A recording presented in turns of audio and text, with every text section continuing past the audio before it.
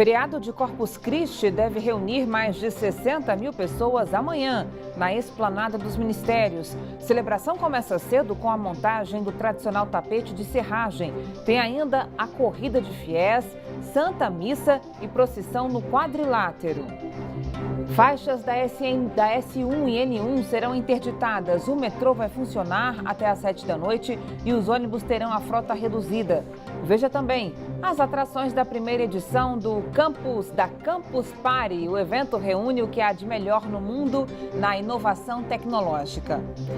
Notícias da quarta-feira, véspera de feriado, agora no Band Cidade, segunda edição.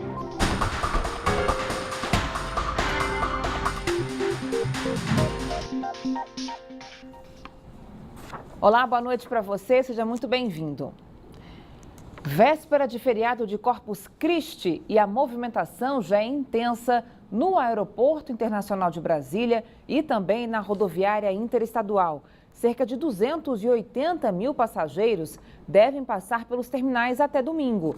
Para garantir a segurança nas estradas, a Polícia Rodoviária Federal vai intensificar a fiscalização nas principais BRs que cortam o DF.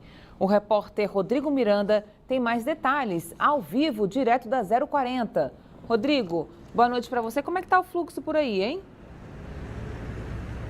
Boa noite, Carol. Boa noite a todos que acompanham o Band Cidade. A movimentação aqui na BR-040 já é intensa. Isso porque muitos brasileiros já encerraram aí o expediente de trabalho e estão pegando a estrada para aproveitar o feriado longe aqui do Distrito Federal. Agora eles precisam ficar atentos porque a operação da PRF já começou a partir de hoje e segue até meia-noite de domingo. Agora, quem tem mais informações sobre o assunto e conversa com a gente neste momento é a agente Tatiane Kawamura da PRF. Boa noite, Tatiane.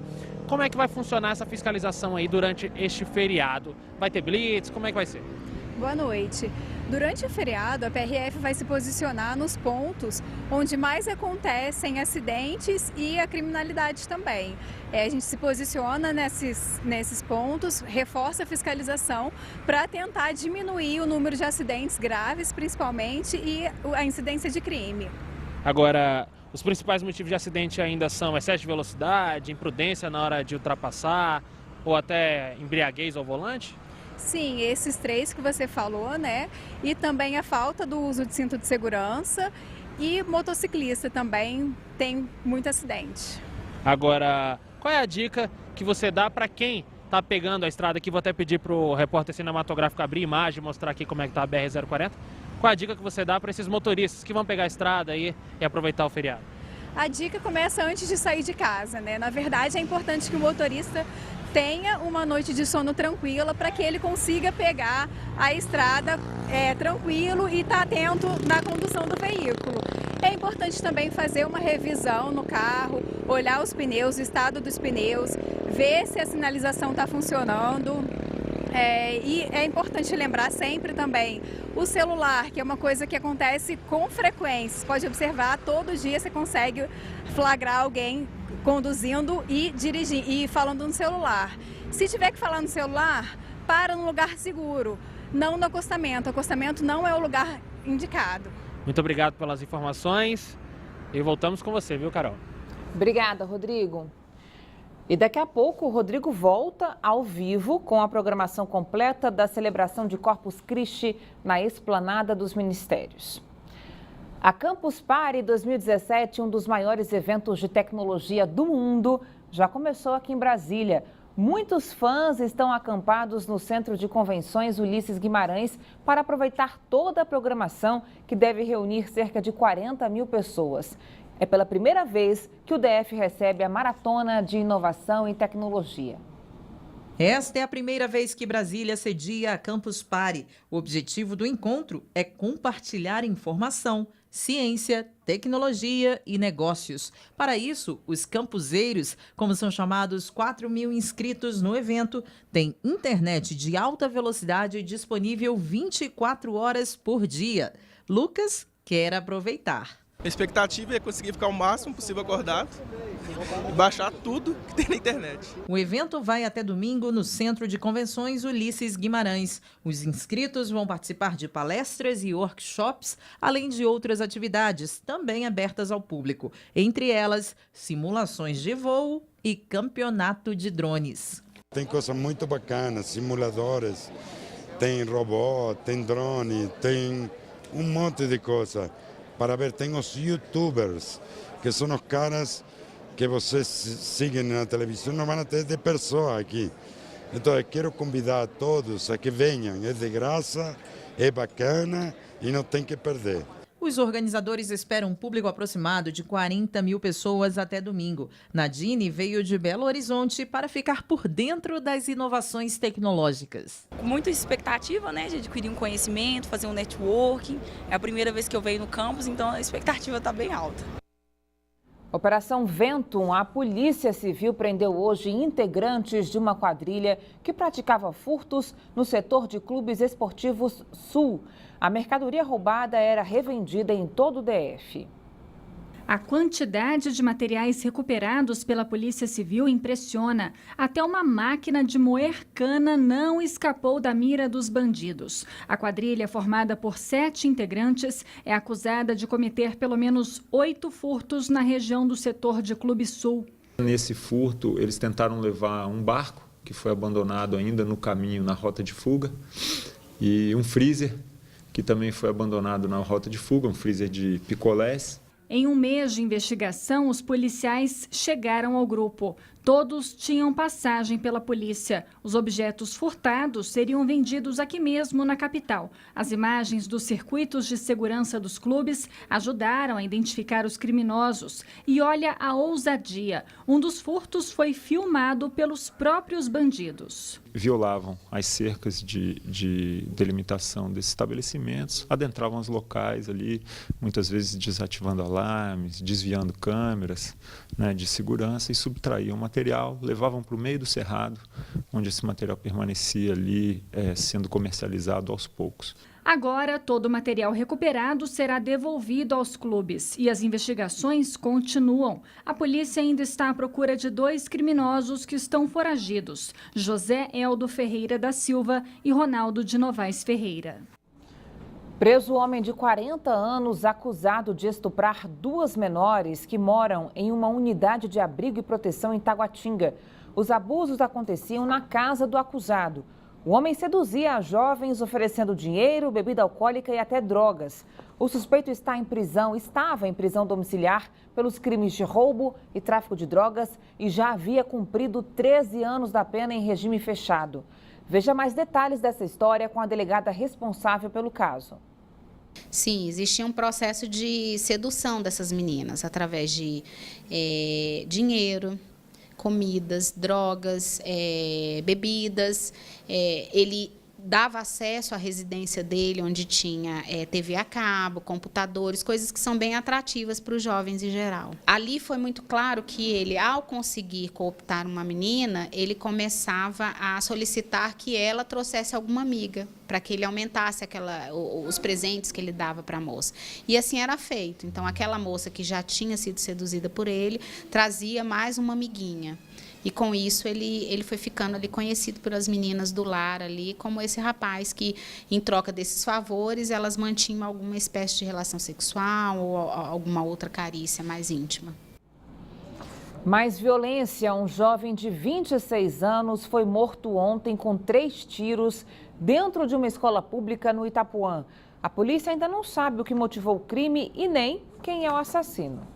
O Centro de Ensino Fundamental Zilda Arnes do Itapuã amanheceu de portas fechadas. Movimentação mesmo só da Polícia Militar e de alguns curiosos que diziam não acreditar no que aconteceu. É algo terrível, né? Jamais a gente imaginar que isso poderia acontecer dentro de uma escola e principalmente na sala de aula, né? O centro de ensino foi palco de uma tragédia. Um estudante de 26 anos foi assassinado dentro da sala de aula. Gidenilton Ribeiro Lacerda levou tiros no tórax e no braço e morreu no local. O crime foi na noite dessa terça-feira. Essa aluna que prefere o anonimato conta que estava dentro da escola quando um rapaz encapuzado entrou na instituição, atirou e fugiu. Não tinha nem uns 30 minutos que tinha começado a aula. Tinha uns 30 minutos. Aí ouvi o primeiro tiro. Como a escola tem um eco muito grande, a gente não acreditou que era tiro. Aí veio os outros, aí eu peguei e gritei pra professora, é tiro, porque eu trabalho de segurança, então eu conheço. Falei, é tiro. Aí todo mundo deitou no chão, aí eu botei uma mesa na porta e aí subi na cadeira pra ver o que estava acontecendo. A aluna reclama da falta de segurança e da violência dentro do ambiente escolar. Já falei aqui na escola que, assim, entra qualquer pessoa, tranquilo, entra qualquer pessoa, eles não precisam se identificar, não precisa estar de uniforme. A motivação do crime ainda não foi esclarecida, mas a polícia informa que já identificou os suspeitos e que a procura continua. A Secretaria de Educação lamentou o caso, disse que está dando todo o apoio à família. Informou ainda que a unidade tem 4 vigilantes, 3 porteiros e ainda câmeras de segurança. Só que os equipamentos estavam desativados por falta de dinheiro para manutenção. Na estrutural, bombeiros foram chamados para controlar o fogo em barracos de madeira. Os militares usaram pelo menos 3 caminhões-pipa no combate às chamas. As investigações apontam para um incêndio criminoso. Apesar do susto, ninguém ficou ferido. Horas depois do incêndio, momento de contabilizar os prejuízos. O cenário é de total destruição. Por medo, ninguém quis falar com nossa reportagem. A suspeita da polícia é que o incêndio, que começou por volta das 2 horas da manhã, tenha sido criminoso. O fogo se alastrou rapidamente e atingiu 3 barracos no setor Santa Luzia, na cidade estrutural.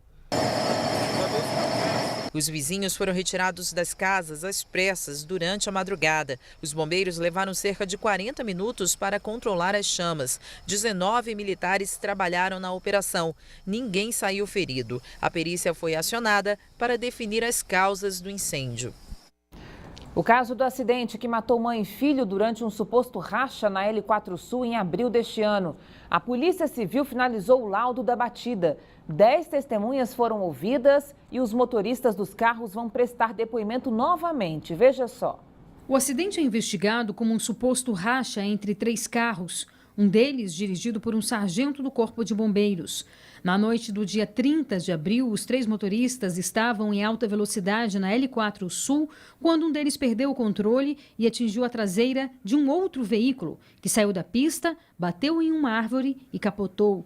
Uma idosa de 69 anos e o filho dela, de 46, morreram. A polícia ainda não divulgou o resultado do laudo e diz que só vai se manifestar após o fim das investigações. E a Polícia Civil confirmou que, de acordo com o laudo, o motorista do Jetta, o advogado Heraldo José Cavalcante, estava a 110 km por hora no momento do acidente, enquanto que a velocidade máxima permitida na pista é de 80 km por hora. Vamos mudar de assunto e falar sobre o Dia Mundial do Doador de Sangue. O Ministério da Saúde lançou uma campanha para incentivar o gesto de solidariedade. Aqui em Brasília, o Hemocentro também dedicou o dia para conscientizar sobre a importância do ato.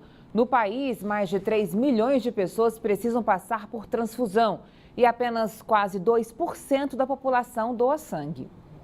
O Hemocentro de Brasília ficou movimentado nesta quarta-feira. Todos aqui queriam ajudar a salvar vidas nesse Dia Mundial do Doador de Sangue. Josi veio doar pela 3ª vez. Ela fez uma cirurgia no fim do ano passado e teve de esperar 6 meses para poder voltar ao Hemocentro. Quando você participa desse processo e vê o benefício que isso traz para a vida das pessoas, você se compromete a continuar, é o que eu pretendo fazer. Edmilson deita nessas macas há 28 anos. O movimento de abrir e fechar a mão já faz parte da rotina. Aqui, o mais importante é ajudar o próximo. Sempre ajudando, né? Quanto puder, né? Tá aí. Hoje, cerca de 2% da população do país é doadora de sangue. A quantidade está dentro dos parâmetros da Organização Mundial de Saúde, que é de 1%. A expectativa do governo federal é aumentar esse número de doadores para pelo menos 3%. Para isso, o governo lançou a Campanha Nacional de Doação de Sangue 2017. O ministro da Saúde, Ricardo Barros, participou do lançamento no Hemocentro de Brasília. É fundamental a doação de sangue, este ato voluntário que nós queremos estimular e por isso estamos aqui lançando a campanha. De acordo com a chefe do Núcleo de Captação de Doadores do Hemocentro de Brasília, a população tem se conscientizado sobre a importância do gesto de solidariedade, já que o sangue doado por uma pessoa pode salvar 4 vidas. O mais difícil ainda é conseguir doadores regulares para manter todo o estoque. É importante que as pessoas venham sempre, porque aí a gente vai conseguir regularizar, deixar regularizado o estoque e nunca desabastecer as unidades que precisam de nós. De acordo com dados do Ministério da Saúde, 60% dos doadores são do sexo masculino. O maior percentual está na faixa etária a partir dos 29 anos. Aqui no Brasil, pessoas entre 16 e 69 anos podem doar. Para os menores de 18, é necessário a autorização dos responsáveis. Depois de atender todos os requisitos e passar pela triagem, é só deitar e concluir a doação. Já tinha muito tempo, né, que eu tinha vontade de doar sangue. É minha primeira vez, né? Tem que estar tendo essa iniciativa de estar podendo vir aqui e ajudando as pessoas. A Justiça concedeu liberdade provisória a Gesiana de Oliveira Alencar, a mulher que sequestrou um recém-nascido no Agarrã. A estudante de enfermagem deixou a penitenciária depois de pagar uma fiança de R$5 mil. A liberdade provisória foi concedida a Gesiana nesta terça-feira. A Justiça entendeu que a jovem precisa passar por um tratamento psiquiátrico. Mesmo em liberdade, ela terá que cumprir algumas medidas estabelecidas, como comparecer todos os meses no Tribunal de Justiça, não sair do DF e manter o endereço atualizado. A sequestradora também não pode entrar em maternidades e deve ficar em casa entre as 8 horas da noite e as 6 horas da manhã. Ela está proibida de se aproximar dos pais do bebê, familiares ou qualquer testemunha do crime. Caso não cumpra as determinações, Gesiana poderá ser presa novamente.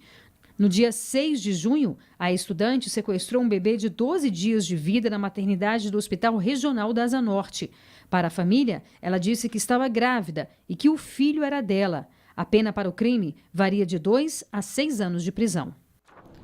Um idoso morreu depois de ser atropelado hoje cedo no Eixinho Sul, na altura da quadra 204. O homem de 79 anos atravessava a pista quando foi atropelado. Para fazer o socorro, os bombeiros chegaram a usar um helicóptero. A equipe tentou reanimar o idoso por quase 1 hora, mas ele teve uma parada cardiorrespiratória e morreu ainda no local. Durante o atendimento, o Eixinho Sul ficou interditado por mais de 1 hora. A motorista permaneceu no local do acidente, as causas ainda são investigadas e uma perícia foi feita no local.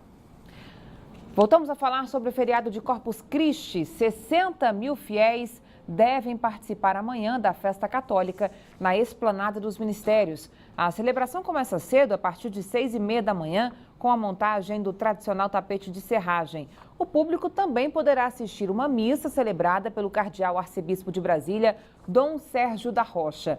O repórter Rodrigo Miranda volta ao vivo com outras informações. Rodrigo. Carol, além da tradicional montagem do tapete ali no gramado central da Esplanada dos Ministérios, que começa a partir das 6h30 da manhã, o feriado vai ter uma programação extensa durante todo o dia. E já começa também a partir das 7 horas, porque vai ter uma corrida de rua, corrida de Corpus Christi, e vai ter percurso para todo tipo de atleta, viu? Tem de 2,5 km, 5 e 10. E tem novidades aí também para quem quer fazer esse percurso de patins. Quem for de patins vai poder fazer o percurso de 10 quilômetros ou então uma meia maratona aí, 21 quilômetros. A programação do início do dia, ela se encerra a 1 hora da tarde, quando o tapete ele é encerrado, aí as paróquias terminam de montar o tradicional tapete. Isso porque a partir das 3 horas da tarde começa a concentração para a missa.